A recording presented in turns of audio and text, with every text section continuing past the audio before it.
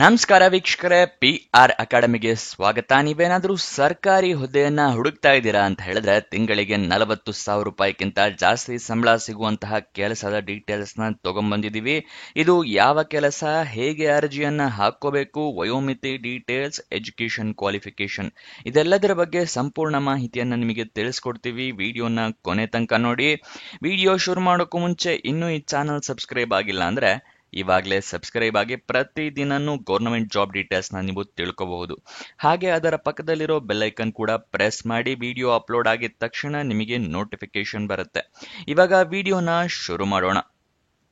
RDPR ಅಂತ ಹೇಳಿದ್ರೆ rural development and panchayat Raj department ಕರ್ನಾಟಕದವರು ಹುದ್ದೆಗಳಿಗೆ ಅರ್ಜಿಯನ್ನ ಕರೆದಿದ್ದಾರೆ. ಅಂದ್ರೆ ಗ್ರಾಮೀಣಾಭಿವೃದ್ಧಿ ಮತ್ತು ಪಂಚಾಯತ್ ರಾಜ್ ಇಲಾಖೆ ಕರ್ನಾಟಕ ಇವರು ರಾಮನಗರ ಕರ್ನಾಟಕದಲ್ಲಿ ಹುದ್ದೆಗಳಿಗೆ ಅರ್ಜಿಯನ್ನ ಕರೆದಿದ್ದಾರೆ.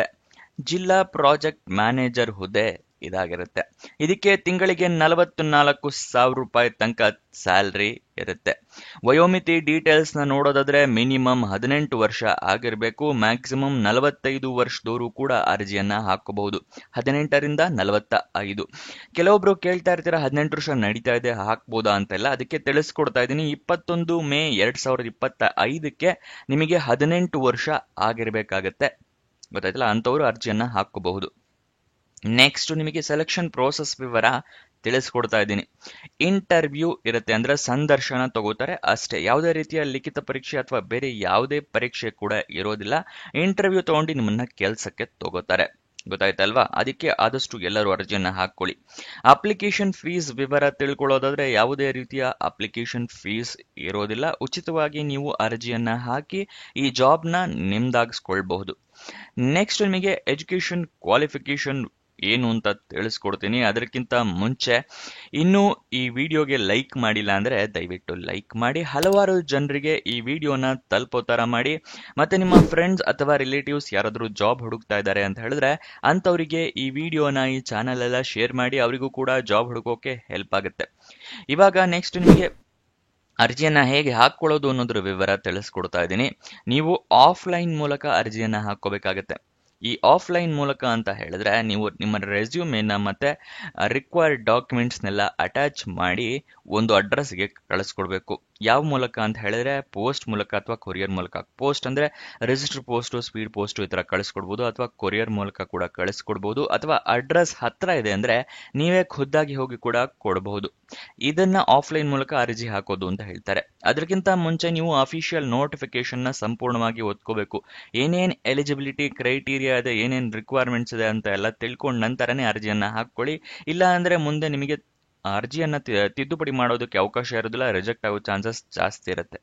ಅದಕ್ಕೋಸ್ಕರ ಇದನ್ನ ಓದ್ಕೊಳ್ಳಿ. ಇದು ಎಲ್ಲಿ ಸಿಗುತ್ತೆ ಅಂತ ಕೇಳಿದ್ರೆ ಡಿಸ್ಕ್ರಿಪ್ಷನ್ ಅಲ್ಲಿ ಟೆಲಿಗ್ರಾಮ್ ಚಾನೆಲ್ ನ ಲಿಂಕ್ ಕೊಟ್ಟಿದ್ದೀನಿ. ಅಲ್ಲಿಂದ ಕ್ಲಿಕ್ ಮಾಡಿ ಟೆಲಿಗ್ರಾಮ್ ಚಾನೆಲ್ ನ ಜಾಯಿನ್ ಆಗಿ ಅಫಿಷಿಯಲ್ ನೋಟಿಫಿಕೇಶನ್ PDF ನ ನೀವು ಡೌನ್ಲೋಡ್ ಮಾಡ್ಕೋಬಹುದು. ಡೌನ್ಲೋಡ್ ಏನೋ ಮಾಡ್ಕೊಂಡ್ರೆ ಅರ್ಜಿಯನ್ನ ಯಾವ ಅಡ್ರೆಸ್ಗೆ ಕಳಿಸಬೇಕು ಅಂತ ಸ್ಕ್ರೀನ್ ಮೇಲೆ ತೋರಿಸ್ತಾ ಇದ್ದೀನಿ. The office of executive engineer, rural drinking water and sanitisation department, 3rd floor, panchayat Bhavan, Ramanagara 562159. ಈ ಅಡ್ರೆಸ್ಗೆ 31 ಮೇ 2025 ಒಳಗಡೆ ಅರ್ಜಿ ತಲುಪೋ ತರ ನೀವು ವ್ಯವಸ್ಥೆ ಮಾಡ್ಕೋಬೇಕಾಗತ್ತೆ. ಗೊತ್ತಾಯ್ತಲ್ವಾ? ನೆಕ್ಸ್ಟ್ ಈ ಅಡ್ರೆಸ್ ಬೇಕು ಅಂದ್ರೆ ಸ್ಕ್ರೀನ್ ಶಾಟ್ ತಗೊಳ್ಳಿ. ನೋಟಿಫಿಕೇಶನ್ ಅಲ್ಲೂ ಕೂಡ ಈ ಅಡ್ರೆಸ್ ಮೆನ್ಷನ್ ಇದೆ. ನೆಕ್ಸ್ಟ್ ನೀವು ಸ್ಟೆಪ್ಸ್ ಗಳನ್ನ ಫಾಲೋ ಮಾಡಿದ್ರೆ ಜಾಬ್ ನಿಮಗೆ ಪಕ್ಕಾ ಸಿಗುತ್ತೆ. ಯಾವ ಸ್ಟೆಪ್ಸ್ ಅಂತ ಹೇಳ್ತಾ ಇದ್ದೀನಿ, ಗಮನ ಕೊಟ್ಟು ನೋಡ್ಕೊಳ್ಳಿ.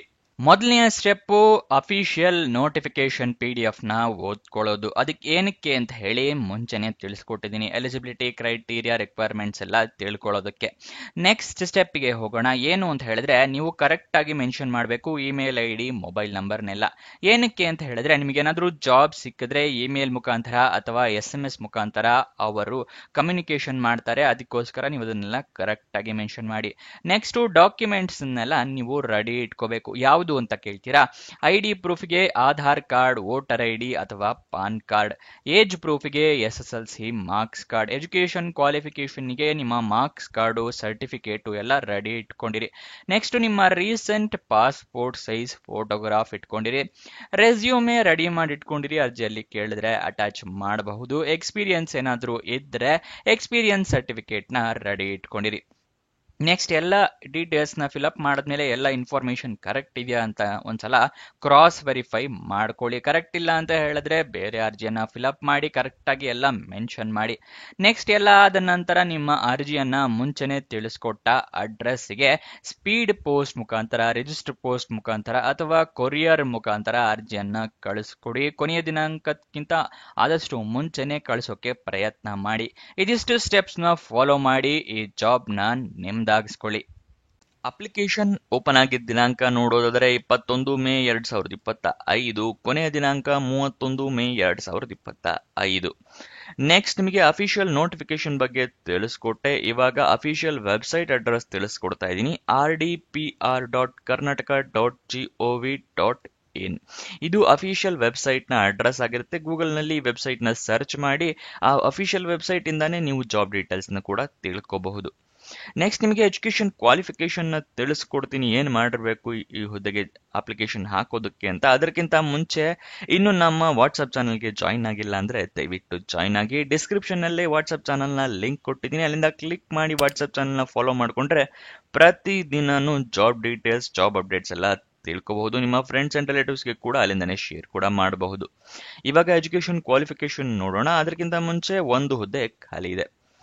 ಎಜುಕೇಶನ್ ಕ್ವಾಲಿಫಿಕೇಶನ್ ನೀವು ಡಿಗ್ರಿಯನ್ನ ಕಂಪ್ಲೀಟ್ ಮಾಡಿರಬೇಕು ಅಥವಾ ಪೋಸ್ಟ್ ಗ್ರಾಜುಯೇಷನ್ ಮಾಡಿರ್ಬೇಕಾಗುತ್ತೆ ರೆಕಗ್ನೈಸ್ಡ್ ಬೋರ್ಡ್ ಅಥವಾ ರೆಕಗ್ನೈಸ್ಡ್ ಯೂನಿವರ್ಸಿಟಿಯಿಂದ. ಇದಿಷ್ಟು ಈ ಜಾಬ್ನ ವಿವರ. ಏನಾದರೂ ಡೌಟ್ಸ್ ಅಥವಾ ಕ್ವಶನ್ಸ್ ಇದೆ ಅಂತ ಹೇಳಿದ್ರೆ ಕಮೆಂಟ್ ಬಾಕ್ಸ್ ನಲ್ಲಿ ಕಮೆಂಟ್ ಮಾಡಿ, ನಾವು ಉತ್ತರ ಕೊಡೋದಕ್ಕೆ ಪ್ರಯತ್ನ ಮಾಡ್ತೀವಿ. ನೀವು ಇನ್ನೂ ನಮ್ಮ ಇನ್ಸ್ಟಾಗ್ರಾಮ್ ಚಾನೆಲ್ನ ಫಾಲೋ ಮಾಡಿಲ್ಲ ಅಂದ್ರೆ ಡಿಸ್ಕ್ರಿಪ್ಷನ್ ಅಲ್ಲೇ ಅದರ ಲಿಂಕ್ ಕೂಡ ಇದೆ, ಅಲ್ಲಿಂದ ಕ್ಲಿಕ್ ಮಾಡಿ ಇನ್ಸ್ಟಾಗ್ರಾಮ್ನ ಫಾಲೋ ಮಾಡಿ. ಪ್ರತಿ ದಿನಾನು ಜಾಬ್ ಡೀಟೇಲ್ಸ್, ಜಾಬ್ ಅಪ್ಡೇಟ್ಸ್ನೆಲ್ಲ ಪಡ್ಕೋಬಹುದು ರೀಲ್ ಮುಖಾಂತರ. ಹಾಗೆ ನಿಮ್ಮ ಫ್ರೆಂಡ್ಸ್ ಅಂಡ್ ರಿಲೇಟಿವ್ಸ್ಗೆ ಕೂಡ ರೀಲ್ ಮುಖಾಂತರನೇ ಜಾಬ್ ಡೀಟೇಲ್ಸ್ ಎಲ್ಲ ಸೆಂಡ್ ಕೂಡ ಮಾಡಬಹುದು ಇನ್ಸ್ಟಾಗ್ರಾಮ್ನಲ್ಲಿ. ಸೊ ಅದನ್ನ ಫಾಲೋ ಮಾಡೋದು ಮರಿಬೇಡಿ. ಕೊನೆ ತನಕ ನೋಡಿದ್ದಕ್ಕೆ ಧನ್ಯವಾದ. ಇನ್ನೊಂದು ಜಾಬ್ ವಿಡಿಯೋ ಜೊತೆ ಸಿಗೋಣ. ಬಾಯ್ ಬಾಯ್.